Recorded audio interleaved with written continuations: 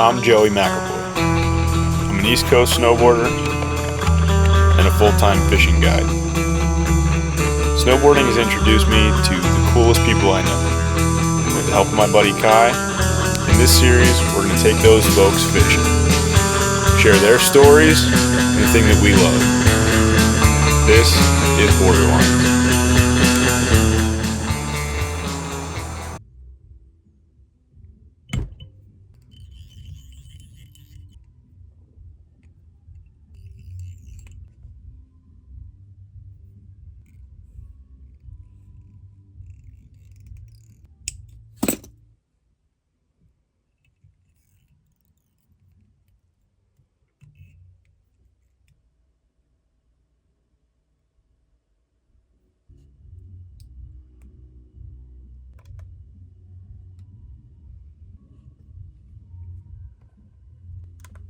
Holy shit, episode 2.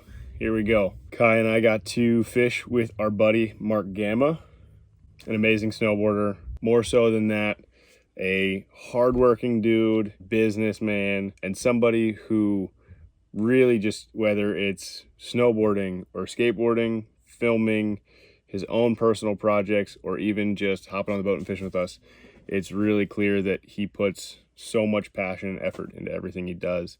And honestly, just one of the most genuine dudes, hard to find in this day and age. We had an awesome time showing him the ropes. This is like one of his first fishing experiences ever. And we took him out on my home lake that I guide on every day. So it was a really cool experience. We talked some snowboarding. We caught some fish. And yeah, check it out.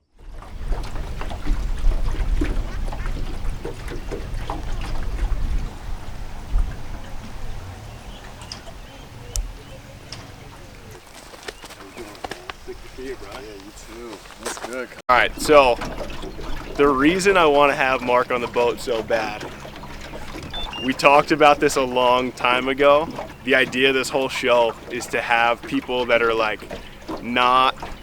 this isn't their world. Fishing's definitely not Mark's thing. He was the guy that came to mind right away is because of a conversation we had a couple years ago. He couldn't wrap his head around the idea that I eat deer, shoot deer, and kill them and eat them.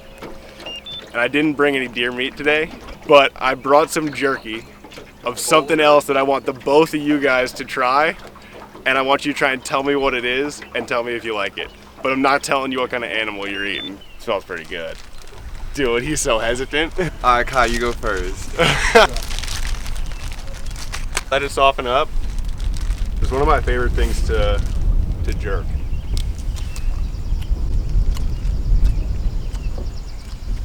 Not deer.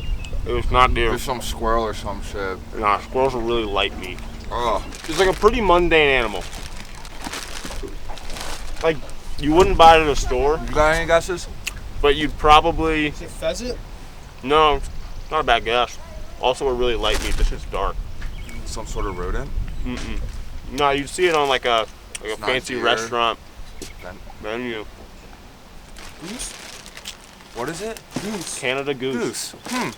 Goose. Fresh out of the schuylkill, baby. I don't know about this one. I'll eat the deer jerky. Damn. I like it. It's pretty good. Do fish eat this shit? Good chuck it in if you don't like it. That's funny. Alright. Let's get it. We're going fishing. Captain Joey.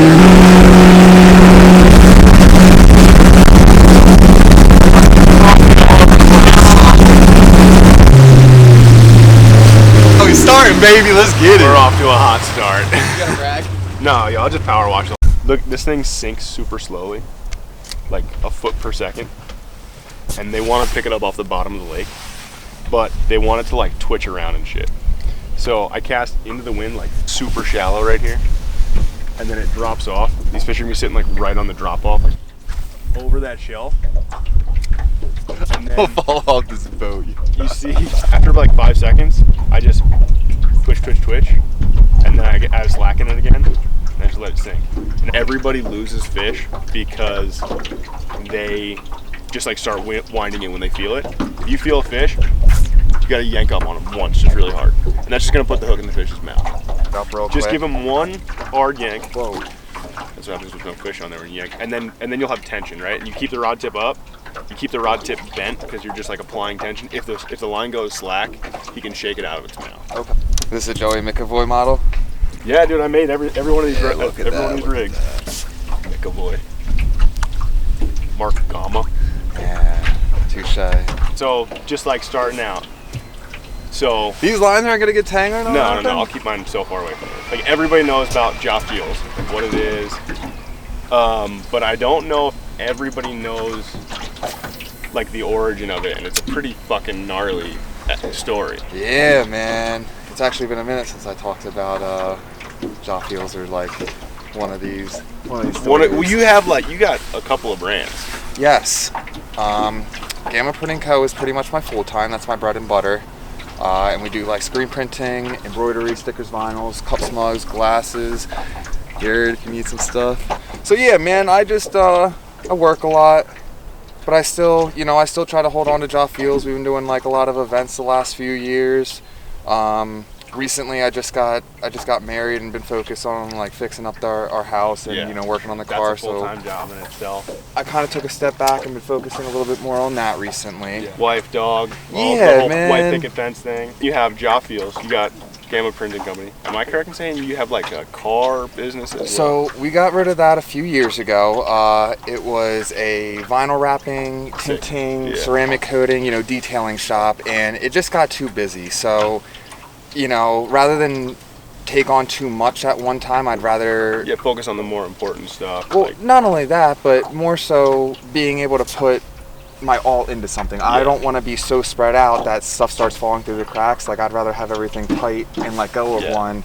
And you know what, man, I'm kind of glad I did because it didn't ruin my like love for cars. Yeah. I wasn't around them like 24/7. Now it's like after work, I can go out in the garage and like do some stuff and still one of my enjoy cars. being on your car. Exactly, man. So it's you know what? It was for the better, and everything happens for a reason. Yeah, for sure.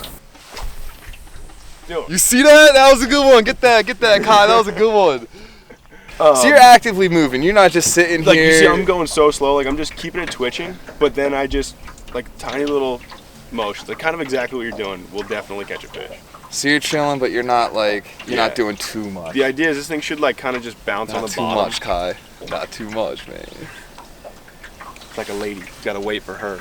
Wait till she's ready. Are there some days you come out here and it's kind of like snowboarding, like you just cast one out and a fish just like bites and you're like, damn, like first tee, all right, like 100%. all right, okay, that's so cool. I had a client the other day.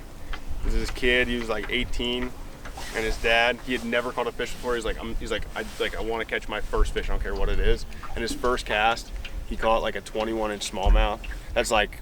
Is that a bass? That's a huge bass. All right, see, I know a little bit. And then he didn't catch anything the rest of the day. But he caught the one. Yeah, and it was enough for him, like yeah, inside that he was pretty like stoked. But it was his first cast. He actually, on his first cast, he goes, "Yo, hang on, I think I'm stuck on a rock." And he handed me the rod, and I was like, "Buddy, this is not a rock, man. This is a big fish."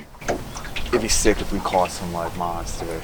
Dude, like the way I see it is, people always tell me like, I don't need to catch a ton of fish, right? I don't need to catch a giant or something. It's like, okay, I don't care what you think, dude. Like, I don't give a shit what you think. I want you to catch a huge fish. I'm That's the only way it's fun for me. Like, man. I'll be hyped if we catch something. Yeah, we'll catch a fish. It's early on. But like, yeah. Average time I come out here, I average about a dozen fish a trip. So that's average. I mean, like some days I get 3, some days I get 40. Yeah, I was telling Joe, I went fishing one time when I was like 4 years old. I asked my pops before I came out here today, and we went to like, where did we say? I think it was like the Perkiomen Creek maybe, which I am now finding out has some fish in it. 7-foot-long muskies in it. But I went out there and we caught one fish one afternoon, and this was like literally like a stick with a line on it, and we caught one fish and we were hyped, and that was it. That was my fishing career. So we're gonna get one today. So yeah, back to Jahfeesh. Jahfeesh was, I guess, just something that I always said to like my homies, and then they said back to me, and it just means like you feel me, like you feels me, like you know what I'm saying. Has like a pretty, it's like very tied to Philly, yeah. I I guess Jah has like the Rastafarian roots, also Sure. means God, and then the feels is like the you feels me part, and I guess like it just flowed together. It's like Yeah, Jah Jah feels, feels. you feels me, Jah feels. One buddy, he had a camera at like a young age, and he was always down. He was just always like, dude, what are you doing today? Like, Yeah. my mom said she'll take us to like. Let's go film. Let's go skate or something. So they drop us off, and we would get the Independence Day pass, and it was like $10-11, I think, and you could use it all day, round trip, like train, buses, Yeah. whatever. Is it safe to say like skating definitely came way first for you before boarding? Oh yeah, before oh yeah, snowboarding? way first. I would say that's when it started formulating in my brain, and then when I actually like started Jah Feels, was kind of when I went through I don't know, a health Yeah. Yeah, you had scare a pretty and everything substantial health in scare. my life. Yeah. Yeah, so and I couldn't work and I couldn't go to school. So I got to do something still, Yeah. and that's kind of when everything like came together. I was like, I can't just let this time pass by. Yeah. So I was like, let's do something with it, and that's when I actually started like formulating Jah Feels Yeah. and made it a company and making product. And You know, you're the founder of this brand, and then kind of also like the unspoken, like I might get some flack for saying this, but like the unspoken leader of Zoop Crew. everyone rips, man, and that's like the cool thing. Not even from a ripping standpoint, but like I think it probably mostly comes from, I don't know if it's just, All right, heads up. no, watch you're chilling. Damn, I. Like whether you're like a natural leader or just like, whether it's like, you're always like, you have brands and shit, you know how to get shit done. Like from an outsider standpoint, like I don't roll and film with you guys. It seems like you're definitely like organizing, like you're kind of like this like making shit happen. It's a huge group thing, but like you're the guy who's probably facilitating things like that, events and stuff, which Zoop is all involved in. I mean, yeah. And that probably just comes from the fact that you have the brands. I just like to say, like, team is the dream is the team. Like, Yeah, you for know, sure. teamwork makes the dream work. So, you know, everyone does their part and their thing and whatnot. But, you know, if I had to take some things like, you know, organizing like the movie premieres for Yeah. example, like I have no problem, you know, reaching out to the people I know and you know, making those connections Yeah. and having like a set amount of premieres before the season starts. Like, that's priceless to me, man. So like putting in, you know, the time and the efforts, I think that's like a memory that just lives on for everyone, and that's like priceless. And you can't, So worth it. like, in some aspect of that, like, yeah, man, I'll take the organization and some of the business aspects into my hands and, you know, make some of that happen. But at the end of the day, man, everyone puts in the time and makes it happen. So, oh, is that a fish? It's a rock. Ah, I tricked me. All of us grew up snowboarding together. Yeah, you guys are a And- super like tight group. Yeah, man. So like all these trips and memories, you know, one person might like book the Airbnb and Yeah, the other for person sure. might drive, and like that's what I mean. Everyone kind of like at the end of the day, it all comes out in the wash, is what I like to say. So it's sick, man. And throughout the years, we did what, Zoop Volume 1, Volume 2, and Volume 3. Dude, I don't know. It was like one of the coolest video projects I've ever worked on or edited it, or it's us. It's so sick. you know. So we get to like use the music that, like, I don't know, may have influenced us or that we rock. I gotta say, after the first premiere, right? Lock it back in. Because my video was there, your video was there, my mom was there. Yeah, we've been doing this we've, together. Yeah, we've been having our videos side by side for a while. But my mom goes, you know, I gotta say, those Zoop guys, they had the best music choice. Man, music's always been like huge with me, and Dude, like, yeah, I think it makes or breaks a video, 100%. yeah, man, it's a cool thing, man. I'm very blessed and thankful that we were able to do that, you know, over the last, I don't know, I'd say 4 years or Yeah. so, something like that. So you guys have something else in the works for this season? 'Cause you did Volume 3 last year. We had Volume 3 last year.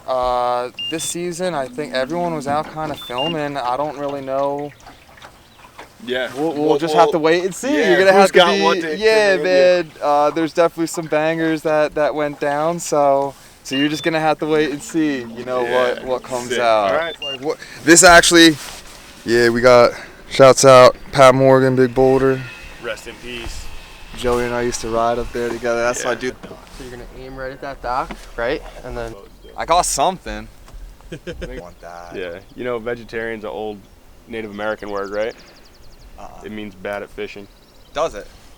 All right, yo. Reel it in. Yo! That might be a decent fish. That's no perch, baby. What do I do? Do I just keep reeling? Keep that rod tip up reeling, high, bro. keep pressure on him. Uh-oh. Got a little bass.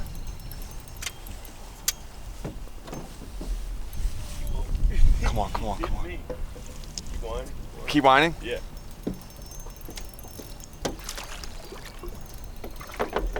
Fuck yeah.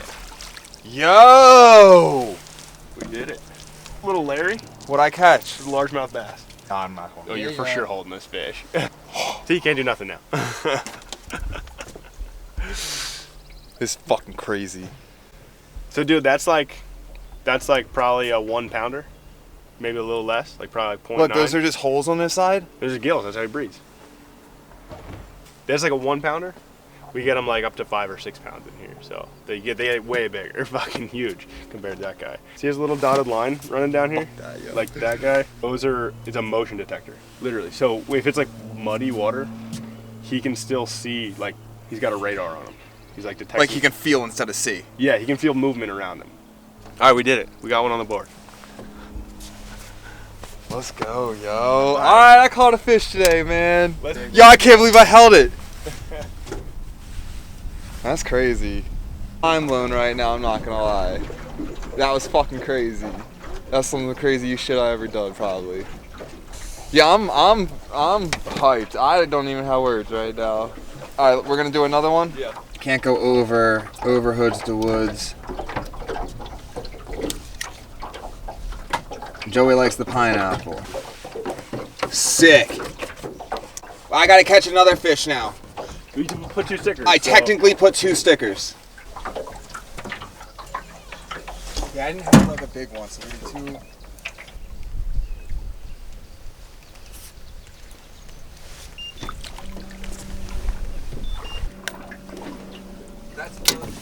They're getting bigger. Pounder. Yeah, I'm bigger. He's like just over a pound, maybe.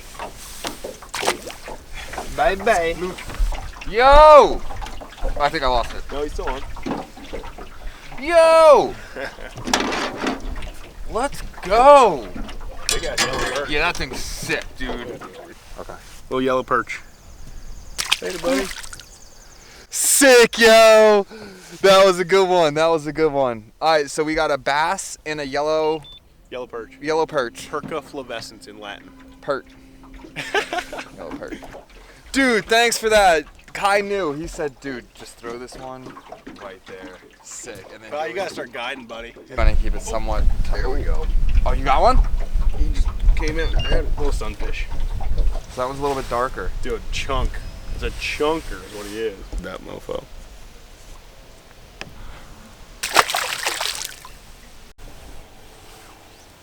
Perfect, dude. Yeah, you're getting it. Yeah. Wait, no. That'll work. Just let it sit there. Next to it. Fish. I thought. Oh, Joe.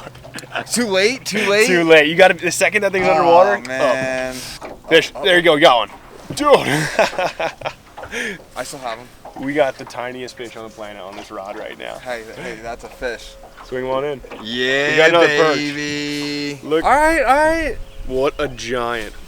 Hold him out nice and far so that he looks huge. That's crazy. So that's a yellow perch. You already got one of these. That's a tiny fish, though, just man. a little one. Little guy. Dude, the little ones are kind of fun, though. You found That's number 3, though. That's number 3. He kind of put up a fight. Later, buddy. Bye.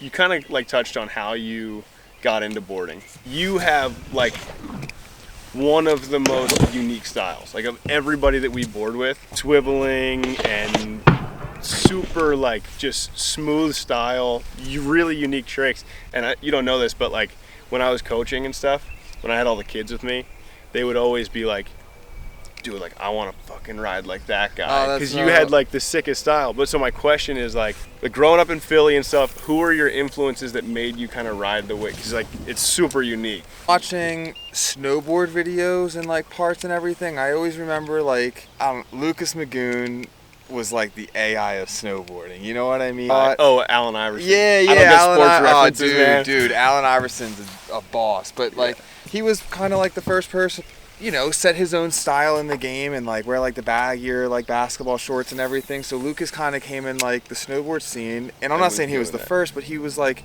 he really made standout video parts. And I guess like, yeah, dude, I watched him, Marcus Frank, MFM, all of his like video, looking at that, and like I always like the skate mafia stuff and like DC in the early 2000s.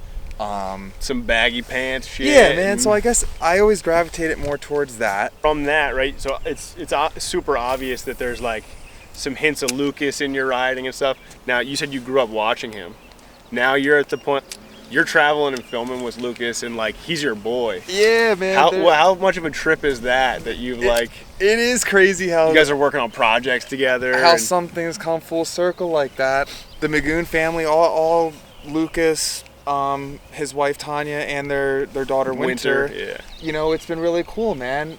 When they started Goon Gear was kind of when Winter was born, if not very shortly after. So throughout the years of working with them, on several different projects, I got to see like, you know, her grow up and get to know them better, and they're just great people, man. We've made some really cool product throughout the years. You know, we kind of try to help each other out with our events and like support each other. You know, what goes around comes around. Try to keep it local and in the community. Like you said, it is kind of crazy to think about the you grew up watching that guy. The childhood me, you know, he had snowboards and posters and video parts, and like, you know, now you're kind of doing the video parts with him. Like I was fortunate enough to film some of his like favorite clips currently. He's still out here getting it, man. I mean, he puts out his own video project, Goon Gear, and him and all his riders crush it. Like they always have a really cool video project at the end of the year. You're a kid watching is like, man, I wish I could like go film with those guys. And like when you're filming who was like a childhood idol, it's sick. Well, I also gotta like shouts out like GVP, like the Gremlins.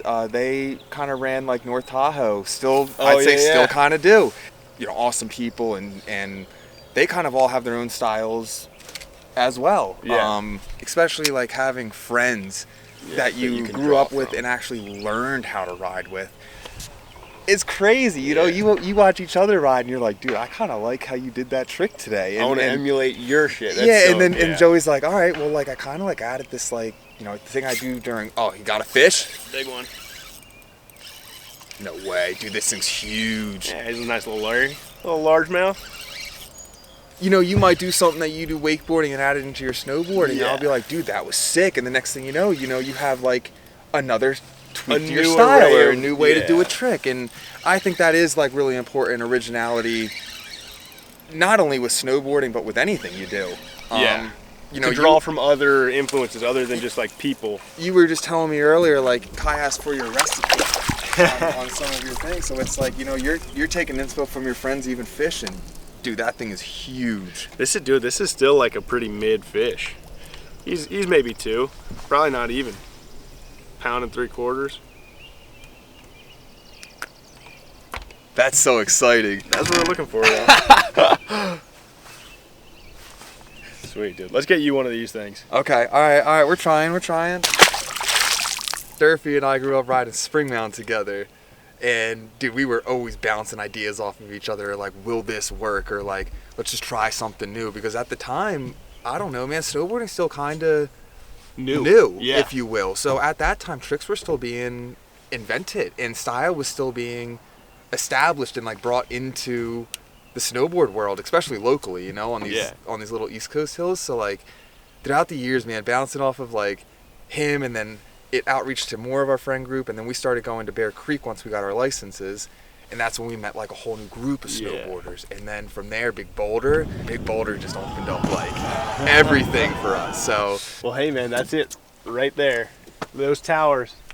That's where everything started. Yeah. So whenever we got here, we saw like, dude, these best. Like real rails and like real jumps, and we were like, this is next level, you know. So it was definitely an honor. If you were part of that Big Boulder Park team or even there during that era, it was something special, man. It brought a lot of people together. Dude, a lot of people are like, talk about how upsetting it is that it isn't really a vibe anymore. But no, I always try and say, dude, it's like, we should just be really happy that we got to be a part of it. Like, because we'll be able to look back on that forever. And there's like new generations of boarders that are coming up and like they love it. And it's like, dude, I'm just sorry that you missed out on one of the best things that ever happened. So like, I think, dude, we're lucky as hell that we got to be a part of that. And it's up to them to make their own, next their generation own boulder of culture. But dude, you're so right, man. That was such a special time, and all good things, I guess, have to come to an end. If it was still going on, it may have taken a dip, or hopefully we would have continued to do great things. But like, because it ended, everyone's able to look back on it and be like, we got to hold on to that for forever, because these people we met. And seeing them go out and do their own thing, like Joey starting his fishing thing. Everyone kind of went out to start their own companies, and to see our or just branch into their own, like find their own niche in the world. Having a brand, dude. Some of our friends from there are pro snowboarders now, and like some of them went off to be pros. Like little LJ, we saw him grow up, and he's Miles. He's one of the best snowboarders. Miles, one of the best snowboarders in the. Came from the other side of this hill. Yeah. Super grateful for it. Grateful it happened. And a lot of us are still snowboarding, which is pretty cool. Just in different parts of the country and even world. Yeah. Now. Dude, actually, yeah. Well, that's a wrap. We caught a bunch of fish.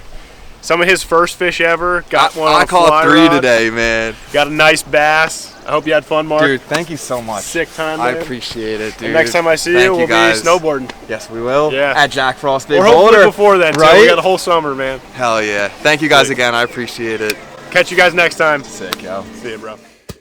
There you have it. Another episode of Boarderlines in the books. Thank you again so much, Mark, for coming out and fishing with us. I had a really fun time with you. If you guys are enjoying these, tell a friend, follow us on Instagram at boarderlines.tv, and keep an eye out for the next episode, and let me know who else want to see come out and fish with us. Till then, the smallies have been chewing these little glass minnows, so I'm going to get back to tying, and I'll see you guys on the next one.